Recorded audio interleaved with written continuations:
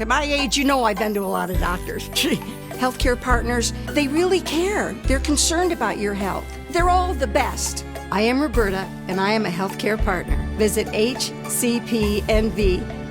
to hear my story. News 46 is brought to you by Comfort Hospice Care, where we give our patients and their loved ones peace of mind, knowing we provide the highest quality of care 24 hours a day, 7 days a week. For more information, call 751-0349. News is also brought to you by Bees Embroidery and Garment Printing, specializing in custom and personalized decoration of gifts, garments, and more. Call 775-727-9444. Tonight on News 46, KPVM TV holds a chamber luncheon. The new town manager speaks at the business lunch. And the community donates to support fire volunteers. News 46 starts now. You're watching KPVM News 46 with Rick Vale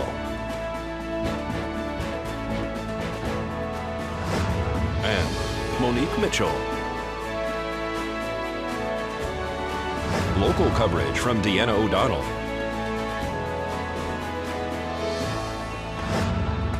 News 46, local coverage you can count on. Good evening. It's Wednesday, July 24th, 2013. I'm Rick Vale. And I'm Monique Mitchell for News 46. The business-to-business luncheon held at our television station today was a huge success. Rave Digital Recording Studio was a fit location for the large crowd that gathered to exchange ideas to enhance local businesses throughout our town. Today, KPVM TV hosted the Pahrump Valley Chamber of Commerce Luncheon. Over 50 people RSVP'd for this popular event, which was held inside our audio recording studio, which is called Rave. We had lunch served by Jim's Barbecue. Also, we had two guest speakers, our sales team, Ryan Muccio and Rhonda Van Winkle, who spoke on two different subjects, one being the Pahrump Fall Festival Parade and the other one being marketing in a small town. Statistically speaking, the rule of three applies in a rural community, and it's all spelled out in that book. The rule of three, if you've never heard of it, means that somebody has to see or hear or read about your ad 3 times before it even starts to penetrate the brain. Okay, multiply that times 3, then 9 times it's starting to get to them. Multiply that times 3, and 27 exposures to that ad will actually move them to action if they need your services or product. So, in a rural community, repetition is extremely important. So whatever you're doing, you need to keep that repetition out there. It's not important to change that ad every week, because you saw it this week, but she didn't. Next week she saw it. I mean, in Vegas, when you advertise, you're hitting a bunch of people all at once. And here it's a smaller market, so you really need that repetition. Also on the agenda was a couple of videos, one of them being our news promotional video, the other one being a testimonial video from local business owners on the response that they've got for advertising here on News 46 and KPVM TV.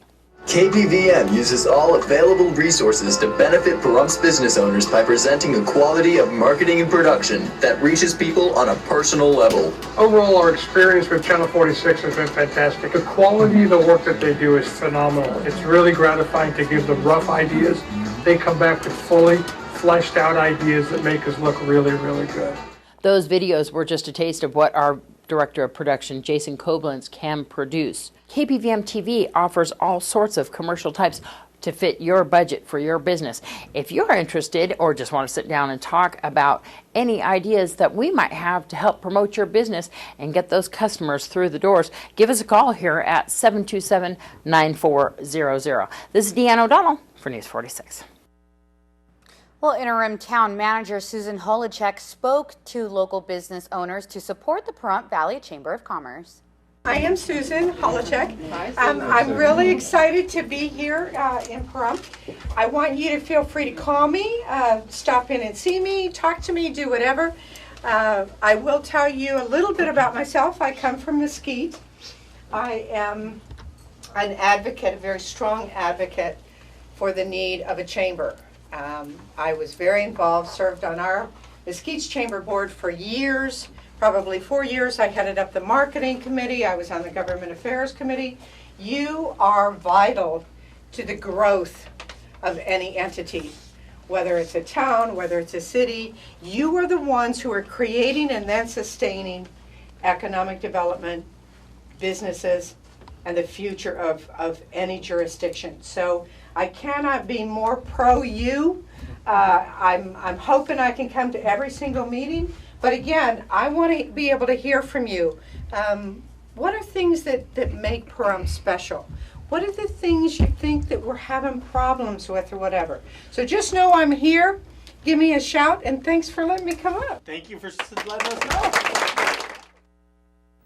Well, is alcohol addiction genetic? More on the possible gene factor after the break. The sad and secret lives of alcoholics. I would get up and have wine in a coffee mug, in a dark coffee mug, to disguise the fact that it was red wine. What you need to know about your family's history to keep this from happening to you. Next in Prescription Health. Today's news is brought to you in part by Dr. George Leeks, Pahrump's optometrist since 1990, offering full-spectrum eye care for children and adults. Call today, 727-8300. Welcome back to News 46. There are many people who drink alcohol and never become addicted, but others, despite the destructive consequences, can't stop. Andrew McIntosh shows you the risk factors that can mean the difference between these two extremes. This health tip is brought to you by Humana. Visit our local office in the Pahrump Valley Junction Shopping Center or call 775-727-0871. Looking at these family photos, you wouldn't know that addiction nearly destroyed Amy Shields Olsen's world. I was writing suicide notes to my children. I would have blackouts where I wouldn't remember if I had fed them dinner. Amy became an alcoholic largely because she couldn't escape her genes. Dr. Marvin Sepelis says genetics is the #1 risk factor for addiction. Over 50% of the likelihood that a person's going to end up with addiction has to do with their genetic history. If your mom or dad is an alcoholic, your risk skyrockets. At least 6 times more likely than the general population. Then there's age. Studies show people who start drinking before 15 are 5 times more likely to become addicted than those who begin drinking after they turn 21. Another risk factor, tolerance, especially when people first use alcohol. It's the people that really can tolerate the alcohol that have the genetic predisposition and end up at higher risk. There are also protective genes that exist mostly in Japanese, Chinese, and Korean people who get flushed when they drink. And that actually will prevent alcohol use because they just don't like how it feels. Amy is now an addiction counselor. She hopes to pass down the knowledge she's learned to her kids, giving them the power to break the cycle. And everything I have in life today is as a result of making the decision to say I do need help. I'm Andrew McIntosh reporting. Well, there are more than 300 genes associated with alcoholism. Variations in the different genes contribute to a person's overall level of risk or resistance. Well, the Nye County School District is looking for 27 new teachers. The new teachers are replacing not only people who resigned at the end of the last year, but they include 5 new kindergarten teachers covered in the new 2013-2014 budget. All of these positions have to be filled in the next 6 weeks. Vacancies are in every part of the district. And K9 Radio's Karen Jackson held a supply drive for the Carpenter One fire volunteer cleanup crews at Wolfie's this past Saturday.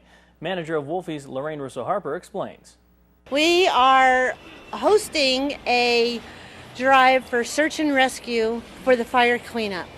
So they're using the Best Western Porte-Cochere to keep shaded and to make it convenient for people that just want to drive through and drop off items needed such as water and Gatorade, dust masks, lip balms, sunscreen, those type of things that will assist the volunteers on the cleanup for the fire.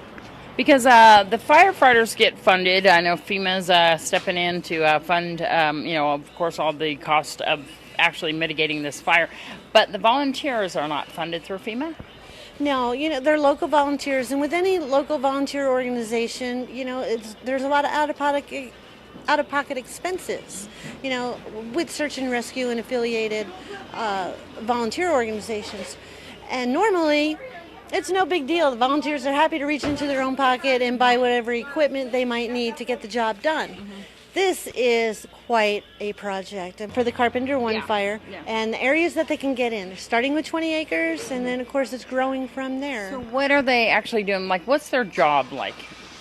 Well, you know, it's a lot. It's very strenuous. It's a lot of. It seems like everything is uphill. There's a lot of uphill climbing, and it's just to clean up after the fires and the personnel that were up there. It's just trying to get the environment into decent shape after such trauma. Gary, tell me about donating for the volunteers up there helping clean up at the Mount Charleston Carpenter One fire.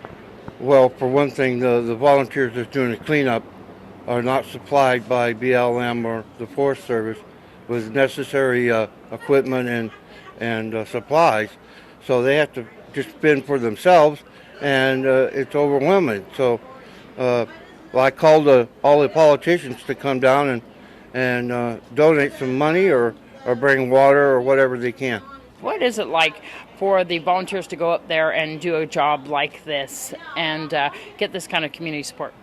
Well, back when I was with the town board, we had a big fire up in Wheeler Pass area, and so I went out and helped them, and it was a job. The heat is just tremendous.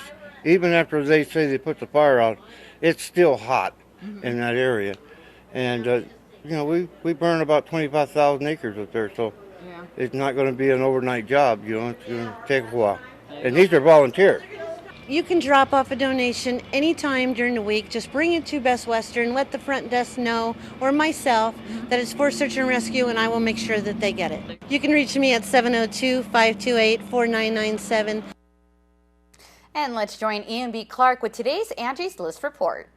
With the recent summer wind and thunderstorms, Angie's List is warning anyone who suffered damage to be on the guard against unscrupulous people who offer to help rebuild but who aren't qualified or even prepared to follow through.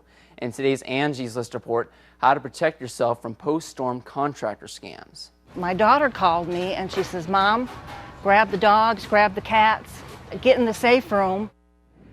Homeowner Kelly Warner's Oklahoma home suffered damage from a tornado back in May. And it's not the first time she has seen damage like this. Back in 1999, her home had major damage from a tornado as well. When it came time to address the repairs, Warner says she didn't make the wisest decisions when hiring contractors 14 years ago. My contractor forged his credentials, forged his recommendations. I would not make that mistake again. I would definitely go to Angie's List and read recommendations and not panic to get it done tomorrow. I would be patient. You know, if you have temporary living, it'll happen. Just don't rush things. After a storm goes through an area, it's not unusual, unfortunately, for us to hear stories of consumers being taken advantage of. Companies coming door to door, asking for money up front, promising to do jobs that they don't then do. So we want to remind consumers to be the best consumer they can, even in scenarios like this. I had a client that, you know, he had a window blown out but thought everything else was okay. Well, when I got up there, he had a basketball-sized hole in his roof in one area and 2 softball-sized holes in another area. So I had advised that everybody get with your contractor, have them come do a walkthrough. Not just do an exterior, but get up in the attic, check all your joists in your roof, all of your framing up in there to make sure, because you don't want it damaged to come back later. Make sure you're working with good local companies, make sure they're licensed, insured, bonded if necessary, so that you can be sure that you're getting the best company that can stand behind the work. Because a lot of times we're talking roofers, we're